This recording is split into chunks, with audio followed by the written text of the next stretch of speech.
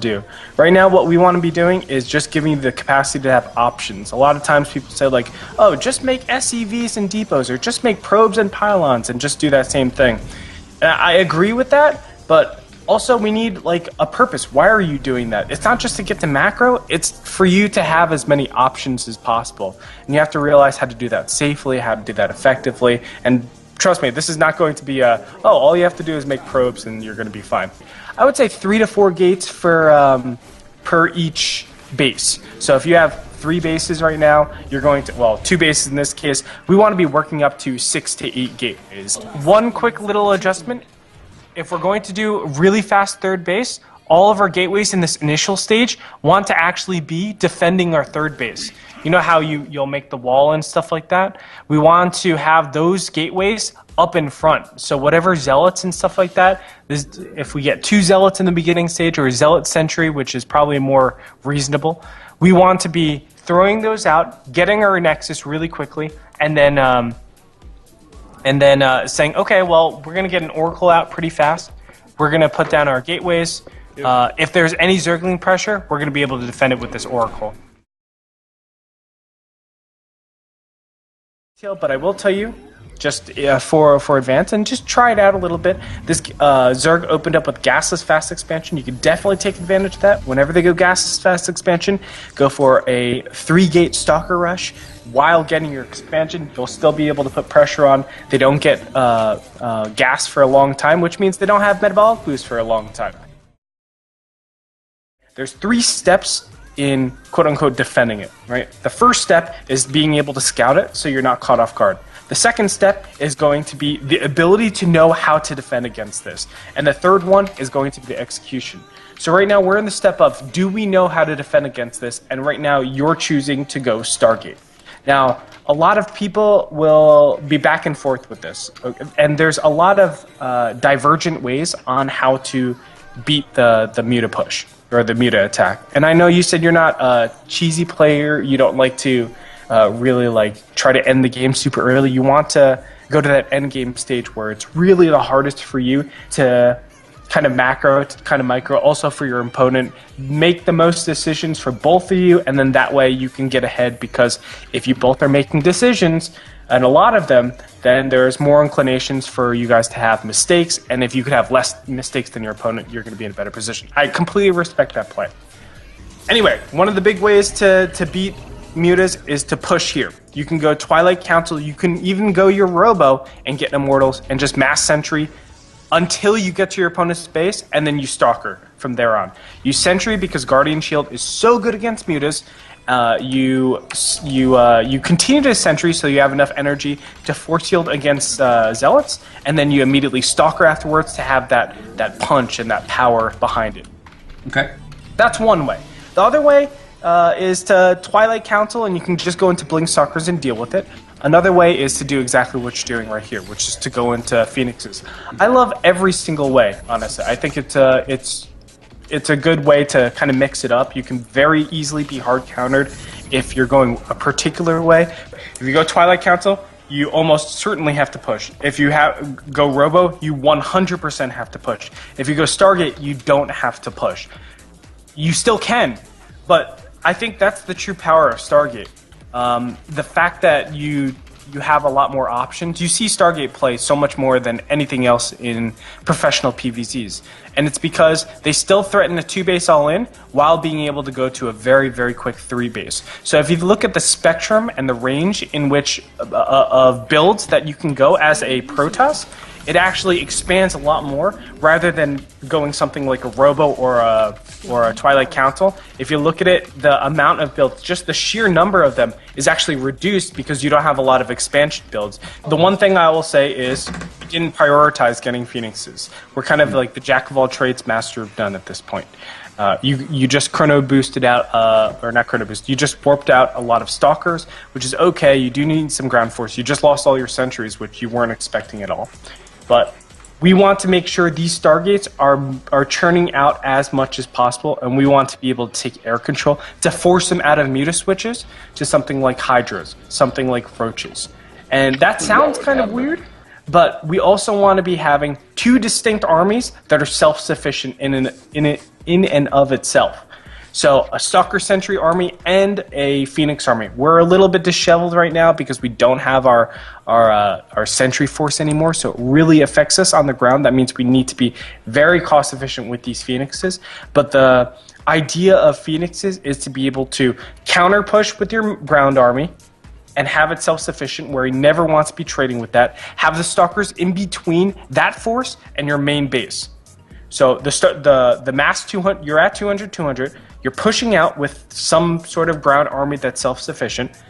And then your Phoenixes, let's say, can you guys see these pings? Yep. Yeah. Yeah. So your army is going to be right there. Your Phoenixes are going to be right here. The Phoenixes are going to be there because they need to be able to go back if there's going to be counterattack pressure, or to help out the army if they're going to be attacking into that army. So we want to be understanding where the mutas are. You might even want to consider getting something like an oracle to keep track of them. And a lot of times you won't even see pros moving out until they're maxed out 200, 200 against mutas. And the only push they'll make is to take their 4th base. And that's it. And it's because the amount of space that you have to protect against mass mutas on a map like this, where you're expanding in a line rather than in like a square, or let's say you took these 2 expansions and you have these 4, right? It would be a lot easier to defend mutas, right? Because you're all clustered up. This back expansion is kind of defended by your other 3. So it's a lot easier. If mutas go to the left-hand side, you only have to defend 2 locations. If mutas go to the right, you only have to defend 2 locations. So they're protecting each other. But because we're expanded like this, my mutas could be set right where that center middle base is, and you have no clue which expansion I'm going to be attacking as the mutating player. And for our case, we want to be saying, well, what's our plan? How are we going to tackle these mutas? Because it seems so difficult.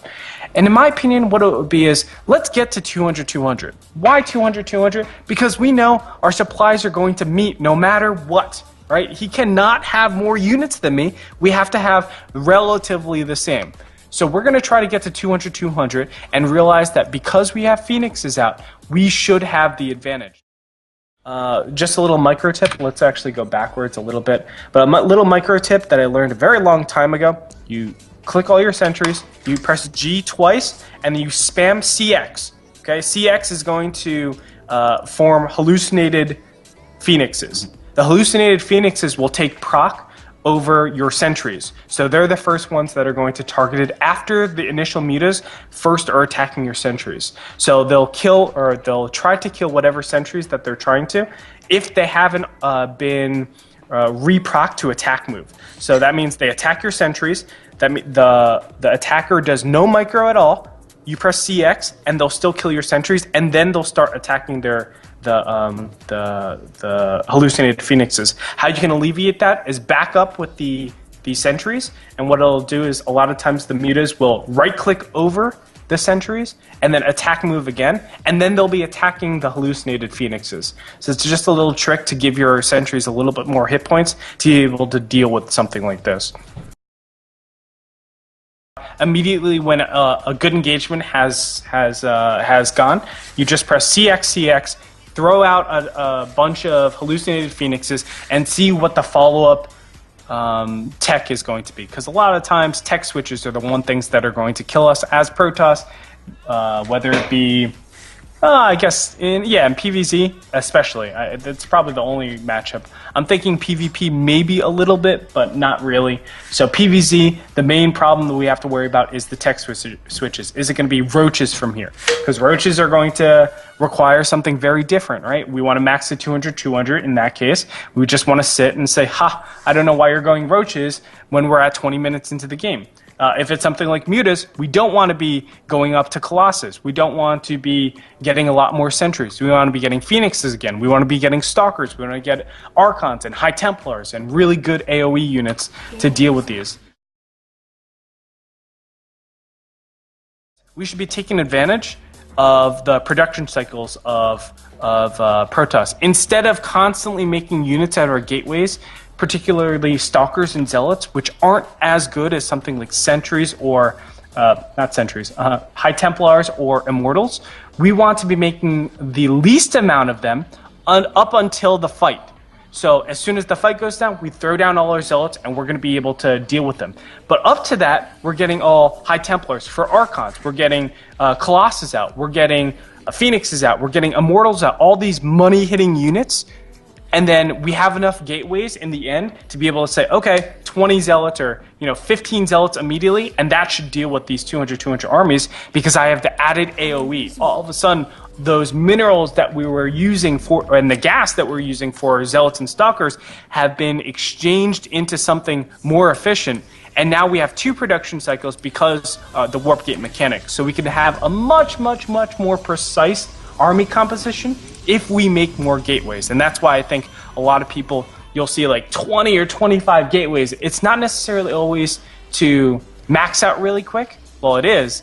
But the more important thing is it allows us to have an army composition that is much more gas intensive and then supplementary of, the Zealots and Stalkers as those meat shields for the upcoming fights. Gotcha. If we max ourselves, let's send our War Prism to the same direction that we're attacking. If we haven't maxed ourselves, we want to use our War Prism to attack a place that is out of position and then counterattack with our main force. Or we back up with our main force and let our harass do the real damage. I'll just make a case for why tabbing isn't good. Mm-hmm. It's because if I'm trying to do things as fast as possible, even though it's an extra second or whatever it might be, StarCraft is a game about, those inches, and we're trying to get the slightest advantage so that, it adds up and eventually we're way ahead of our opponent. If I have to go 5 tab for a Stargate when I have a Robo, or I forgot what it is, the prioritization. But if I have to go tab at all for a Stargate or a Robo, that extra click is going to affect me. And when I'm in the heat of the battle, let's say I have an attack over here, the last thing I want to be doing is multiple clicks while I have to worry about force field. We want to be going directly to that starport or directly to that Robo and not having to look and see oh, did he kill my Stargates this game? Okay, he did kill my Stargates this game, so let's only tab once. Or, okay, he didn't, so let's tab twice or something like that. We want to be not looking at that bottom screen as much as possible and looking on the actual screen as much as possible, or the mini-map. So, Void Rays in general in mid-game stage aren't very good. I know you'll see a lot of Void Ray transitions a little bit later on, but when you're up against a composition that you don't know, Void Rays are not a good unit to go. Void Rays are a great unit to go when you know the exact composition, which is Mass Corruptors, Roach Hydra, something like that, or Mass Corruptors and Mutas against Void Ray Phoenix, or Void Ray Stalker Phoenix, I should say more precisely. But in this case, Void Rays, we're going to go to it again. Opportunity cost. That's a High Templar that you're looking at right there, and 2 Zealots. I think that's the beauty of StarCraft, right? That's why it's so deep. That's why it's so hard to really master. It's because there's so much work that people don't see on the surface, and then once you start playing, you see how big that skill gap really is.